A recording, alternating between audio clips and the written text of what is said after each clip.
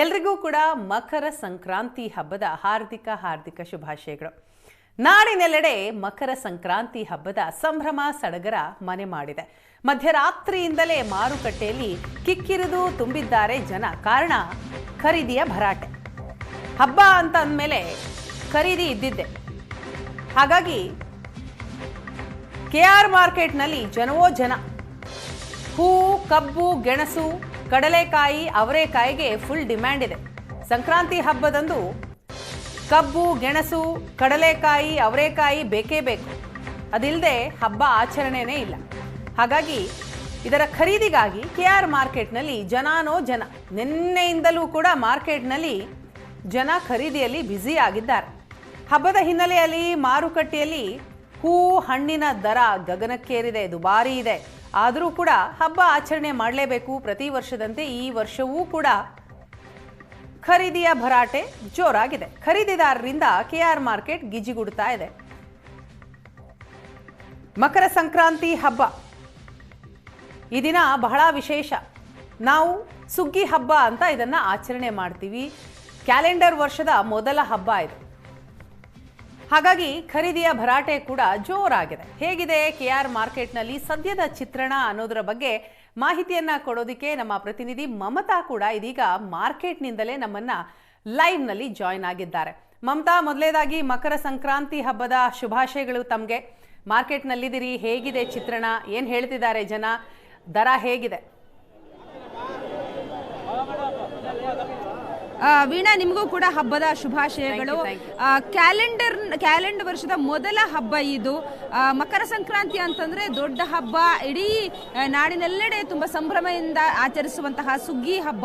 ಈಗಾಗಲೇ ನಾವು ಮಾರ್ಕೆಟ್ನಲ್ಲಿ ನೋಡಬಹುದು ಜನ ಯಾವ ರೀತಿ ಹೂಗಳನ್ನ ಖರೀದಿ ಮಾಡ್ತಾ ಇದ್ದಾರೆ ಅಂತ ಹೇಳಿ. ಸಂಕ್ರಾಂತಿಯ ಹಬ್ಬದಂದು ಇವತ್ತು ಎಳ್ಳು ಬೆಲ್ಲವನ್ನ ತಿಂದು ಸಂಭ್ರಮಿಸುವಂತಹ ಹಬ್ಬ.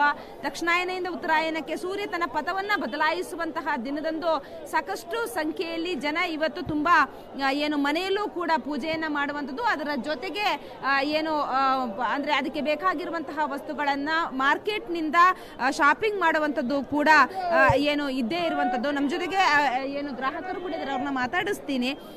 ಸರ್, ಇವತ್ತು ಹಬ್ಬದ ಸಂಭ್ರಮ ಹೇಗಿದೆ? ನಿಮಗೂ ಕೂಡ ಹಬ್ಬದ ಶುಭಾಶಯ.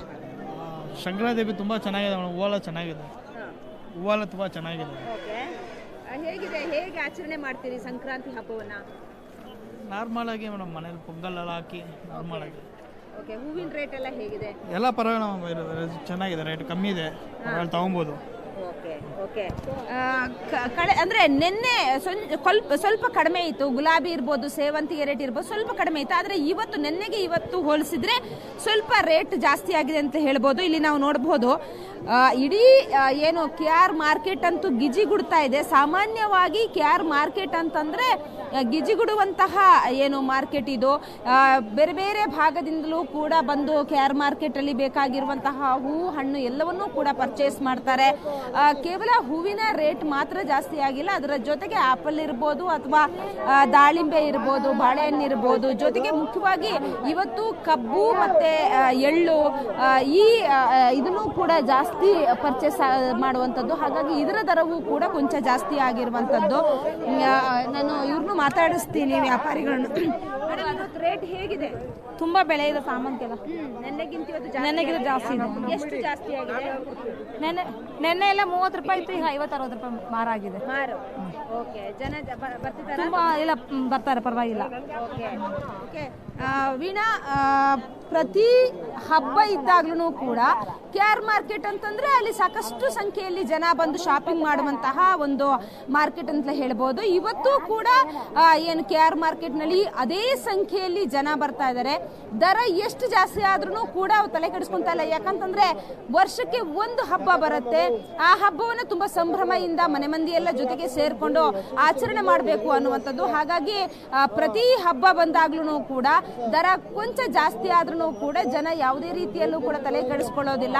ಸ್ವಲ್ಪ ಜಾಸ್ತಿ ಹಣವನ್ನಾದ್ರೂ ಕೊಟ್ಟು ಹಬ್ಬವನ್ನ ಮಾತ್ರ ತುಂಬಾ ಸಂಭ್ರಮದಿಂದ ಆಚರಣೆ ಮಾಡೋಣ ಅಂತ ಹೇಳ್ಬಿಟ್ಟು ಶಾಪಿಂಗ್ ಮಾಡೋದ್ರಲ್ಲೂ ಕೂಡ ಬ್ಯುಸಿ ಆಗಿದ್ದಾರೆ. Veena, thank you Mamata.